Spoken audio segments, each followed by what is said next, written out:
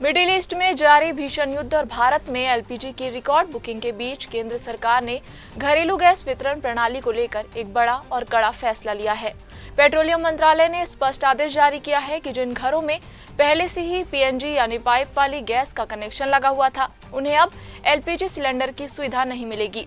सरकार का उद्देश्य गैस की जमाखोरी रोकना और सप्लाई चेन को उन जरूरतमंदों तक पहुंचाना है जिनके पास पीएनजी का विकल्प नहीं है। दरअसल ईरान इजराइल युद्ध के चलते भारत में गैस किल्लत की अफवाह फैली थी, जिसके बाद देश भर में एलपीजी की बुकिंग में अप्रत्याशित उछाल आया है। पेट्रोलियम मंत्रालय के अनुसार आम दिनों में जहां 50 से 55 लाख सिलेंडर बुक होते थे, वहीं अब यह आंकड़ा बढ़कर 75 से 76 लाख प्रतिदिन पहुंच गया है। सरकार ने पाया कि कई उपभोक्ता सुरक्षा के लिहाज से पीएनजी कनेक्शन होने के बावजूद एलपीजी सिलेंडर भी स्टॉक कर रहे हैं, जिससे बाजार में कृत्रिम अभाव की स्थिति पैदा हो रही है। अब पीएनजी का उपयोग करने वाले सभी उपभोक्ताओं को अपने पुराने एलपीजी कनेक्शन तुरंत सरेंडर करने होंगे। यह नियम तत्काल प्रभाव से लागू किया जा रहा है।